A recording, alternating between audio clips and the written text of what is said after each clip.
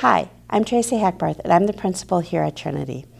In our series 10 questions to ask every time you read the Bible, we're going to be looking at question number 3 this week. We do these questions to help us better read and understand the stories in the Bible, to be curious, to ask questions, and as you do, you'll find out that you'll learn the story of God's salvation better and better every time you read it. So this week's question is, whose point of view am I taking? Have you ever gotten in a fight with a brother or sister? And what does your sibling do? They go and run and tell mom and complain to mom right away. And what does mom do then? A lot of times take the side of your siblings. That's not fair, right? Your brother or sister was clearly wrong, and your mom decided to side with them instead of you. When we read the scriptures, we sometimes connect with some people more than others, much like we do in real life.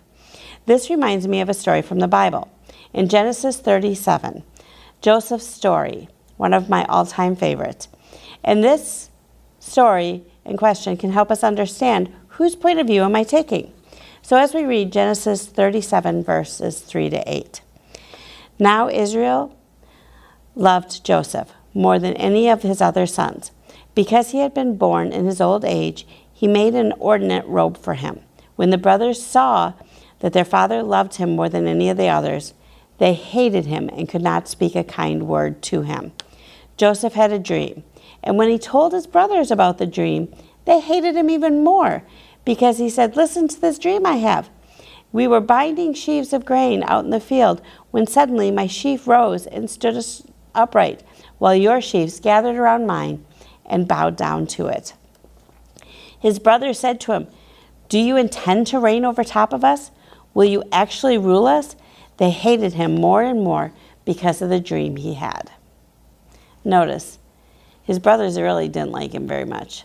And the reason was because Joseph's father treated him better than he treated his brothers. He gave them fancy clothes while the brothers didn't get any. Then on top of it, Joseph starts having dreams that his brothers are going to bow down to him. It seems like an insult after insult. We really can understand where the brothers are coming from, because nobody likes to be treated poorly.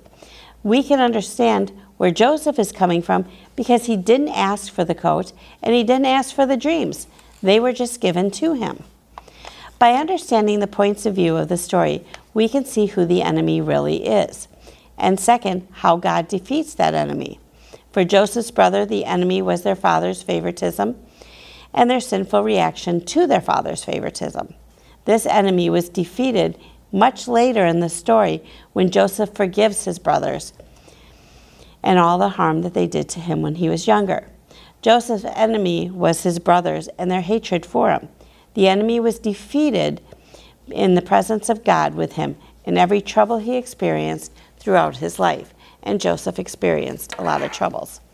So, my invitation to you is to meditate on this question as you read your Bible this week. As you begin to see where several of the different characters in each story have different enemies, and you begin to realize how God defeats the enemies in all as well. To help us with this study, we have provided some daily household devotions for you to use each day. And if you continue to think about them through and use the 10 questions that you are learning while you're reading these scriptures, I'm sure you're going to understand the story even better. I look forward to speaking with you more and more as we seek to make Jesus known by asking 10 questions every time we read the Bible. So be curious and ask those questions.